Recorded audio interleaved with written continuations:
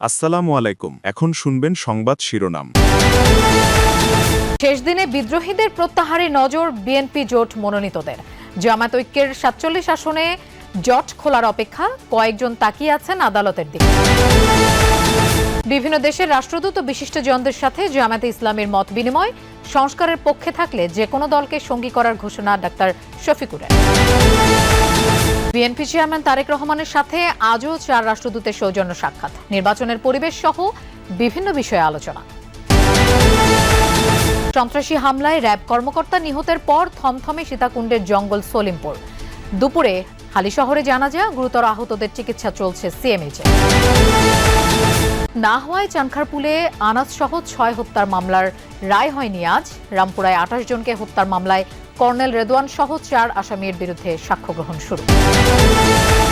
বাংলাদেশের জায়গায় বিশ্বকাপে স্কটল্যান্ডের খেলার খবর সত্য নয়, জানালো বিবিসি। ত্রিদেশীয় সিরিজের জন্য প্রস্তুতি নিচ্ছে স্কটিশরা। আসসালামু আলাইকুম। এতক্ষণ শুনছিলেন সংবাদ শিরোনাম, এখন শুনবেন বিস্তারিত। বিকল্প প্রার্থী সহ 331টি মনোনয়নপত্র দাখিল করেছিল বিএনপি। ইসির শুনানিতে দলটির 4 জন প্রার্থী বাদ পড়েন। কুমিল্লা 10 আসনে দ্বৈত নাগরিকত্বের দায়ে আব্দুল গফুর মিয়া এবং চট্টগ্রাম 2 আসনে ঋণখেলাপির দায়ে বাদ পড়েন সারোয়ার আলমগীর। কুমিল্লা 4 আসনে মঞ্জুরুল হাসান মুন্সি ও যশোর 4 আসনে টিএস আয়ুব। কুমিল্লা 10 আসনে মোবাশ্বের আলম ভূঁইয়া বাছাইয়ে বাদ পড়েন। এছাড়া কুমিল্লা 4 ও চট্টগ্রাম 2 আসনে বিএনপি ও তার জোটের বিকল্প প্রার্থী না থাকায় আপাতত আসন দুটি প্রার্থী শূন্য। তবে এই 2 আসনের প্রার্থিতা বাতিল হওয়াদের মধ্যে হাইকোর্টে রিট করেছেন কুমিল্লা 4 আসনের মঞ্জুরুল হাসান মুন্সি। ঋণখেলাপিদের অভিযোগে নির্বাচন কমিশন চট্টগ্রাম 2 আসনের প্রার্থিতা বাতিল করায় হাইকোর্টে রিট করেছেন সারোয়ার আলমগীর। এছাড়া জোট শরিকদের ছেড়ে দেয়া বেশ কয়েকটি আসনে বিএনপির বিদ্রোহী প্রার্থী থাকায় ভাবনায় মনোনীত। ধোঁয়াশা কাটছে না জামায়াতে ইসলামী ও 10 দলীয় নির্বাচনী ঐক্যের জোট নিয়ে। ইসলামী আন্দোলন জোট ছেড়ে যাওয়ায় ফাঁকা 47টি আসনের বিষয়ে এখনও হয়নি কোনো সুরাহা। আজ আনুষ্ঠানিকভাবে এসব আসনে নতুন করে প্রার্থী ঘোষণা করার কথা 10 দলীয় নির্বাচনী ঐক্যের। এর আগে আসন সমঝোতার আলোচনার মধ্যেই ধর্মভিত্তিক দলের বাইরে এনসিপি, এবি পার্টি ও এলডিপি আসন ভাগাভাগিতে যোগ দেয়। আসন বন্টন রূপ নেয় 11 দলীয় ঐক্যে। এই 3 দলকে অন্তর্ভুক্তি করায় ইসলামী আন্দোলন বাংলাদেশ একমত হয়নি। এতে আসন ভাগাভাগিতেও প্রভাব পড়ে। জোটের অন্যতম প্রধান দল ইসলামী আন্দোলন বাংলাদেশ 100 আসন থেকে 50-এ নামলেও জামায়াতের সাথে আপোষ রফা হয়নি, ফলে জোট থেকে বেরিয়ে আসে তারা।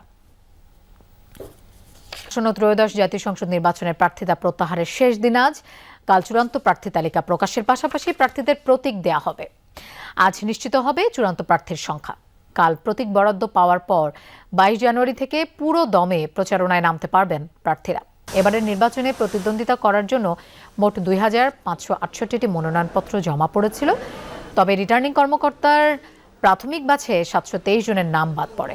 এই সিদ্ধান্তের বিরুদ্ধে ইসিতে আপিল করার সুযোগ পাওয়ায় 645 জন আবেদন করেন, যার মধ্যে 419 জন তাদের প্রার্থিতা ফিরে পেয়েছেন। অন্যদিকে রিটার্নিং কর্মকর্তার বৈধ তালিকায় থাকা 6 জনের নাম আপিল প্রক্রিয়ায় শেষ পর্যন্ত বাতিল হয়ে যায়।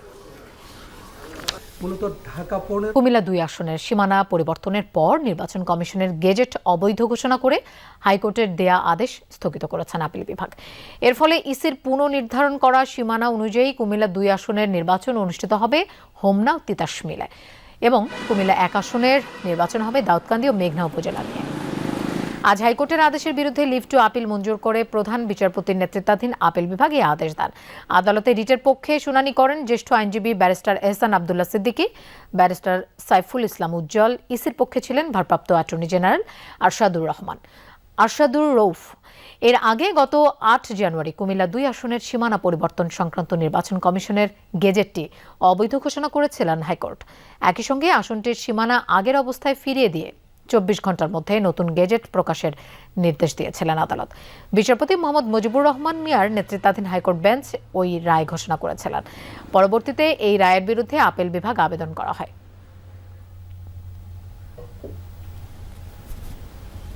গণতন্ত্র ও নাগরিক অধিকারের স্বার্থে আগামী নির্বাচন শতভাগ সুষ্ঠু ও নিরপেক্ষ হবে বলে প্রত্যাশা করেছেন জামায়াতে ইসলামীর আমির ডাক্তার শফিকুর রহমান। গত 17 বছরে দেশের জনগণের স্বার্থ সংশ্লিষ্ট সকল প্রতিষ্ঠান ধ্বংস করে ফ্যাসিবাদ কায়েম করা হয়েছিল বলেও মন্তব্য করেন তিনি। সকালে হোটেল ইন্টারকন্টিনেন্টালে বাংলাদেশ জামায়াতে ইসলামী আয়োজিত পলিসি সামিটে যোগ দেন বিভিন্ন দেশের রাষ্ট্রদূত, বিভিন্ন রাজনৈতিক দলের নেতা, ব্যবসায়ী ও জ্যেষ্ঠ গণমাধ্যম ব্যক্তিত্বরা। উদ্বোধনী বক্তব্যে ডাক্তার শফিকুর রহমান জানান, দুর্নীতি বিরোধী বিচার বিভাগের স্বাধীনতা রক্ষা ও সংস্কারের পক্ষে অবস্থানের শর্তে যে কোনো রাজনৈতিক দলকে আগামীর অগ্রযাত্রায় সঙ্গী করবে জামায়াত। একটি উন্নত বাংলাদেশের জন্য দেশের সকল অংশের মানুষকে ঐক্যবদ্ধ এবং সহযোগী হবার আহ্বান জানান তিনি। সামিটের দ্বিতীয় পর্যায়ে অতিথিদের বিভিন্ন প্রশ্নের উত্তর দেন জামায়াতের নায়েবে আমির সৈয়দ আব্দুল্লাহ মোহাম্মদ তাহের। তিনি বলেন, আধুনিক ও নাগরিক অধিকার সুরক্ষিত থাকে এমন দেশ গঠনে কাজ করছে জামায়াত। দেশ ও বিদেশের নানা প্রোপাগান্ডা রুখতে যুক্তির মাধ্যমে তারা এগিয়ে যাবে বলে জানান তিনি। We want to rebuild a new Bangladesh that stands on the pillars of pluralist democratic values on which our country was founded. My party believes that only through democracy and free, fair and transparent elections can we move forward as a BNP chairman Tarique রহমানের সঙ্গে সৌজন্য সাক্ষাৎ করেছেন Russia এবং বাংলাদেশে নিযুক্ত Nordic অঞ্চলের রাষ্ট্রদূতরা। সকালে বিএনপি চেয়ারম্যানের কার্যালয়ে এই সাক্ষাৎ অনুষ্ঠিত হয়। এতে অংশ নেন নর্ডিক অঞ্চলের সুইডেন, ডেনমার্ক ও নরওয়ের 3 রাষ্ট্রদূত।